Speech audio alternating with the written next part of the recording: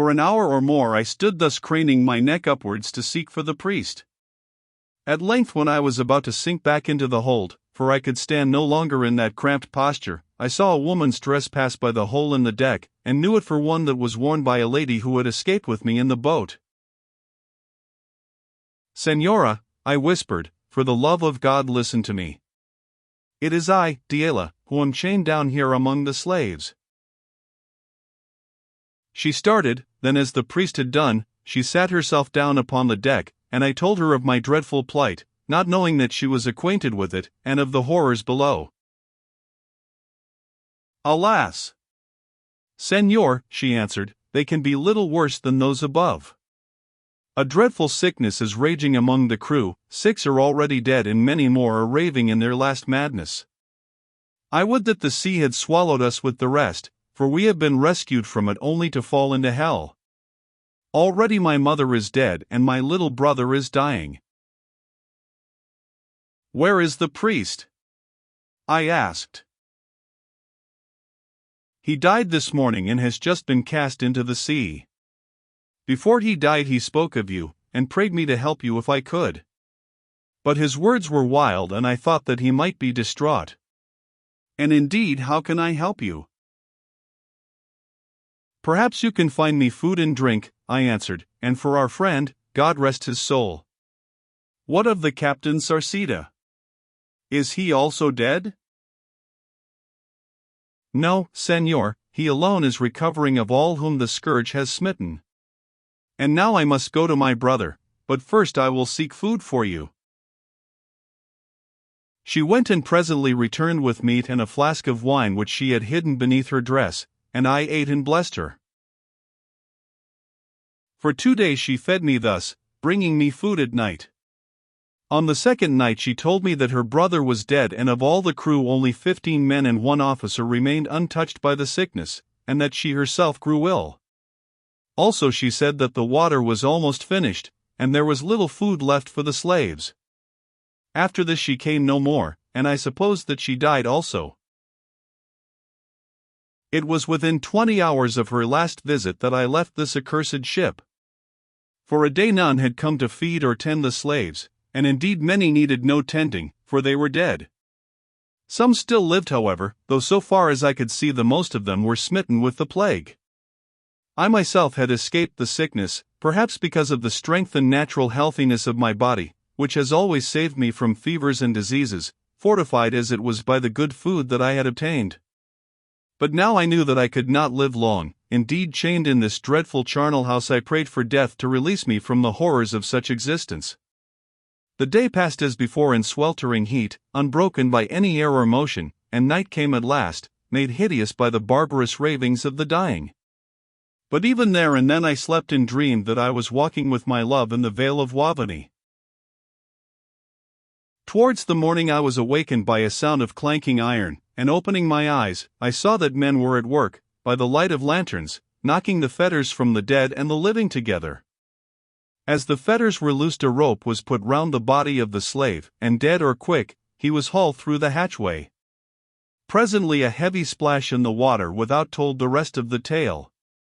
Now I understood that all the slaves were being thrown overboard because of the want of water, and in the hope that it might avail to save from the pestilence those of the Spaniards who still remained alive.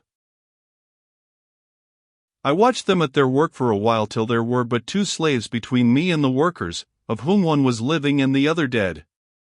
Then I bethought me that this would be my fate also, to be cast quick into the sea, and took counsel with myself as to whether I should declare that I was whole from the plague and pray them to spare me, or whether I should suffer myself to be drowned. The desire for life was strong, but perhaps it may serve to show how great were the torments from which I was suffering, and how broken was my spirit by misfortunes and the horrors around me, when I say that I determined to make no further effort to live, but rather to accept death as a merciful release. And, indeed, I knew that there was little likelihood of such attempts being of avail, for I saw that the Spanish sailors were mad with fear and had but one desire, to be rid of the slaves who consumed the water, and as they believed, had bred the pestilence. So I said such prayers as came into my head, and although with a great shivering of fear, for the poor flesh shrinks from its end and the unknown beyond it, however high may be the spirit, I prepared myself to die. Now, having dragged away my neighbor in misery, the living savage, the men turned to me. They were naked to the middle, and worked furiously to be done with their hateful task, sweating with the heat, and keeping themselves from fainting by draughts of spirit. "This one is alive also and does not seem so sick," said a man as he struck the fetters from me. "Alive or dead, away with the dog," answered another hoarsely, and I saw that it was the same officer to whom I had been given as a slave. "It is that Englishman, and he it is who brought us ill luck. Cast the Jonah overboard and let him try his evil eye upon the sharks." "So be it," answered the other man, and finished striking off my fetters. Those who have come to a cup of water each a day, do not press their guests to share it. They show them the door. Say your prayers, Englishmen, and may they do you more good than they have done for most on this accursed ship. Here, this is the stuff to make drowning easy, and there is more of it on board than of water, and he handed me the flask of spirit. I took it and drank deep, and it comforted me a little. Then they put the rope round me, and at a signal those on the deck above began to haul till I swung loose beneath the hatchway. As I passed that Spaniard to whom I had been given in slavery, and who but now had counselled my casting away, I saw his face well in the light of the lantern, and there were signs on it that a physician could read clearly. "Farewell," I said to him, "we may soon meet again." "Fool, why do you labor? Take your rest, for the plague is on you. In 6 hours you will be dead." His jaw dropped with terror at my words, and for a moment he stood speechless. Then he uttered a fearful oath and aimed a blow at me with the hammer he held, which would swiftly have put an end to my sufferings had I not at that moment been lifted from his reach by those who pulled above. In another second I had fallen on the deck as they slacked the rope.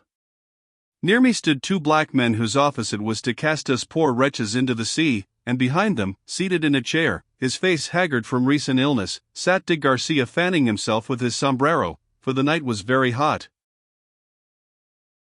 He recognized me at once in the moonlight, which was brilliant, and said, "What? Are you here and still alive, cousin? You are tough indeed. I thought that you must be dead or dying. Indeed, had it not been for this accursed plague, I would have seen to it myself. Well, it has come right at last, and here is the only lucky thing in all this voyage, that I shall have the pleasure of sending you to the sharks. It consoles me for much, friend Wingfield." "So you came across the seas to seek vengeance on me? Well, I hope that your stay has been pleasant. The accommodation was a little poor, but at least the welcome was hearty. And now it is time to speed the parting guest. Good night, Thomas Wingfield. If you should chance to meet your mother presently, tell her from me that I was grieved to have to kill her, for she is the one being whom I have loved. I did not come to murder her as you may have thought, but she forced me to it to save myself, since had I not done so, I should never have lived to return to Spain. She had too much of my own blood to suffer me to escape, and it seems that it runs strong in your veins also, else you would scarcely hold so fast by vengeance. Well, it has not prospered you." And he dropped back into the chair and fell to fanning himself again with the broad hat. Even then, as I stood upon the eve of death, I felt my blood run hot within me at the sting of his coarse taunts. Truly de Garcia's triumph was complete. I had come to hunt him down, and what was the end of it? He was about to hurl me to the sharks. Still I answered him with such dignity as I could command. "You have me at some disadvantage," I said. "Now if there is any manhood left in you, give me a sword and let us settle our quarrel once and for all. You are weak from sickness, I know, but what am I who have spent certain days and nights in this hell of yours? We should be well matched, de Garcia." "Perhaps so, cousin, but where is the need? To be frank, things have not gone over well with me when we stood face to face before, and it is odd, but do you know, I have been troubled with a foreboding that you would be the end of me. That is one of the reasons why I sought a change of air to these warmer regions. But see the folly of forebodings, my friend. I am still alive, though I have been ill, and I mean to go on living, but you are, forgive me for mentioning it, you are already dead. Indeed, those gentlemen," and he pointed to the two black men who were taking advantage of our talk to throw into the sea the slave who followed me up the hatchway, "are waiting to put a stop to our conversation. Have you any message that I can deliver for you? If so, out with it, for time is short and that hold must be cleared by daybreak." "I have no message to give you from myself, though I have a message for you, de Garcia," I answered. "But before I tell it, let me say a word. You seem to have one, wicked murderer as you are, but perhaps the game is not yet played. Your fears may still come true. I am dead, but my vengeance may yet live on, for I leave it to the hand in which I should have left it at first. You may live some years longer, but do you think that you shall escape? One day you will die as surely as I must die tonight, and what then, de Garcia?" "A truce, I pray you," he said with a sneer. "Surely you have not been consecrated priest. You had a message, you said. Pray deliver it quickly. Time presses, cousin Wingfield. Who sends messages to an exile like myself?" "Isabella de Siguenza, whom you cheated with a false marriage and abandoned," I said. He started from his chair and stood over me. "What of her?" he whispered fiercely. "Only this, the monks walled her up alive with her babe." "Walled her up alive? Mother of God! How do you know that?" "I chanced to see it done, that is all. She prayed me to tell you of her and the child's, and that she died hiding your name, loving and forgiving. This was all her message, but I will add to it. May she haunt you forever, she and my mother, may they haunt you through life and death, through earth and hell." He covered his face with his hands for a moment, then dropping them sank back into the chair and called to the black sailors. "Away with this slave. Why are you so slow?" The men advanced upon me, but I was not minded to be handled by them if I could help it, and I was minded to cause de Garcia to share my fate. Suddenly I bounded at him, and gripping him round the middle, I dragged him from his chair. Such was the strength that rage and despair gave to me that I succeeded in swinging him up to the level of the bulwarks. But there the matter ended, for at that moment the two black sailors sprang upon us both, and tore him from my grip. Then seeing that all was lost, for they were about to cut me down with their swords, I placed my hand upon the bulwark and leaped into the sea. My reason told me that I should do well to drown as quickly as possible, and I thought to myself that I would not try to swim, but would sink at once. Yet love of life was too strong for me, and so soon as I touched the water, I struck out and began to swim along the side of the ship, keeping myself in her shadow, for I feared lest de Garcia should cause me to be shot at with arrows and musket balls. Presently as I went I heard him say with an oath, "He is gone, and for good this time," but my foreboding went near to coming true after all. Bah! How the sight of that man frightens me. Now I knew in my heart that I was doing a mad thing, for though if no shark took me, I might float for 6 or 8 hours in this warm water, yet I must sink at last, and what would my struggle have profited me? Still I swam on slowly, and after the filth and stench of the slave hold, the touch of the clean water and the breath of the pure air were like food and wine to me, and I felt strength enter into me as I went. By this time I was 100 yards or more from the ship, and though those on board could scarcely have seen me, I could still hear the splash of the bodies, as the slaves were flung from her, and the drowning cries of such among them as still lived. I lifted my head and looked round the waste of water, and seeing something floating on it at a distance, I swam towards it, expecting that every moment would be my last, because of the sharks which abound in these seas. Soon I was near it, and to my joy I perceived that it was a large barrel, which had been thrown from the ship, and was floating upright in the water. I reached it, and pushing at it from below, contrived to tilt it so that I caught its upper edge with my hand. Then I saw that it was half full of meal cakes, and that it had been cast away because the meal was stinking. It was the weight of these rotten cakes acting as ballast that caused the tub to float upright in the water. Now I bethought me, that if I could get into this barrel I should be safe from the sharks for a while, but how to do it I did not know. While I wondered, chancing to glance behind me, I saw the fin of a shark standing above the water not 20 paces away, and advancing rapidly towards me. Then terror seized me and gave me strength and the wit of despair. Pulling down the edge of the barrel till the water began to pour into it, I seized it on either side with my hands, and lifting my weight upon them, I doubled my knees. To this hour I cannot tell how I accomplished it, but the next second I was in the cask, with no other hurt than a scraped shin. But though I had found a boat, the boat itself was like to sink, for what with my weight and that of the rotten meal, and of the water which had poured over the rim, the edge of the barrel was not now an inch above the level of the sea, and I knew that did another bucketful come aboard, it would no longer bear me. At that moment also I saw the fin of the shark within 4 yards, and then felt the barrel shake as the fish struck it with his nose.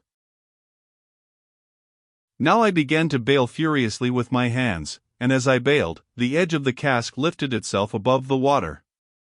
When it had risen some 2 inches, the shark, enraged at my escape, came to the surface, and turning on its side, bit at the tub so that I heard its teeth grate on the wood and iron bands, causing it to heel over and to spin round, shipping more water as it heeled.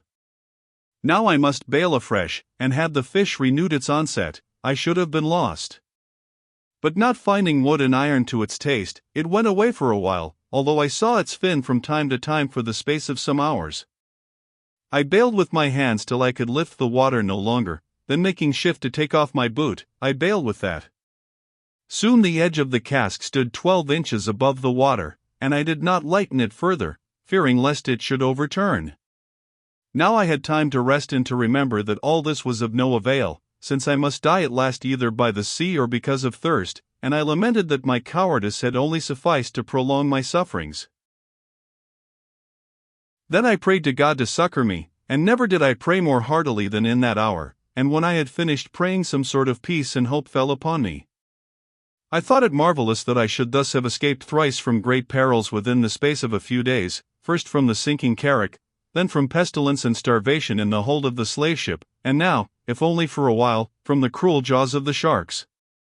It seemed to me that I had not been preserved from dangers which proved fatal to so many, only that I might perish miserably at last, and even in my despair I began to hope when hope was folly, though whether this relief was sent to me from above, or whether it was simply that being so much alive at the moment I could not believe that I should soon be dead, is not for me to say.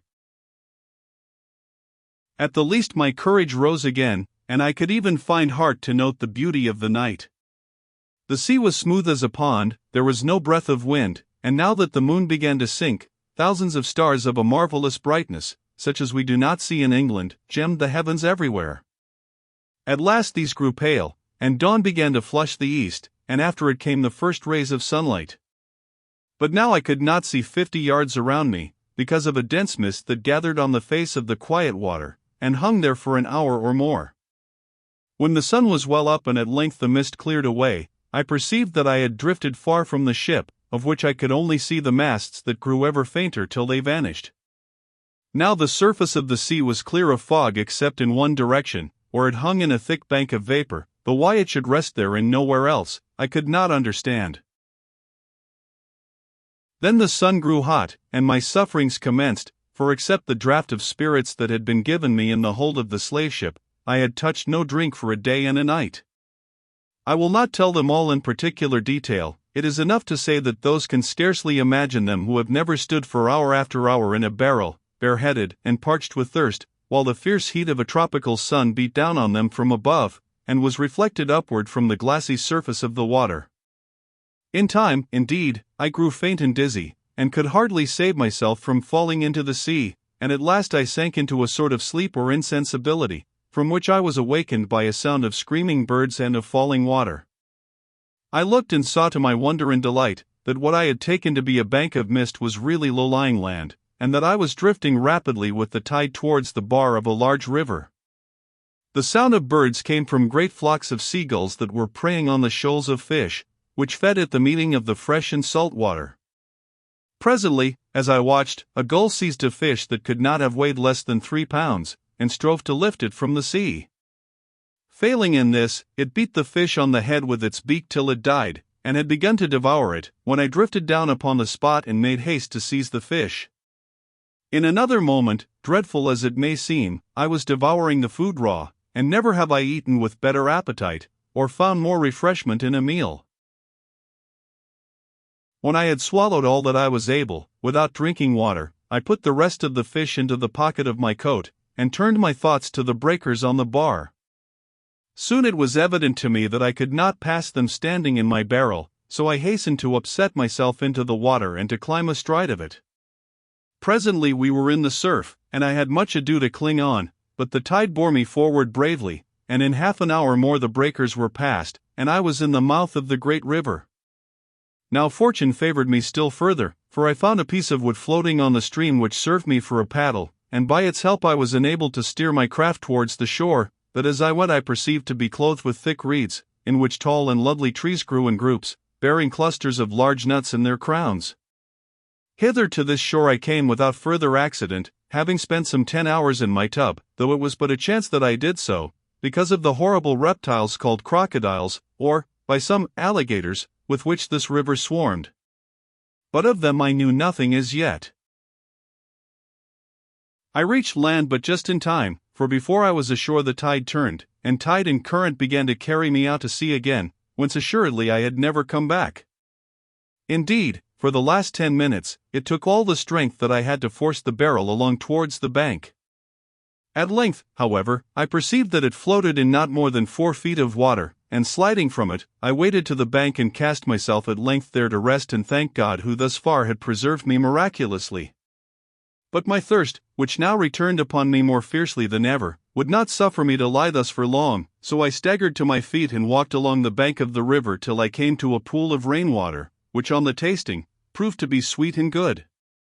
Then I drank, weeping for joy at the taste of the water, drank till I could drink no more, and let those who have stood in such a plight remember what water was to them, for no words of mine can tell it.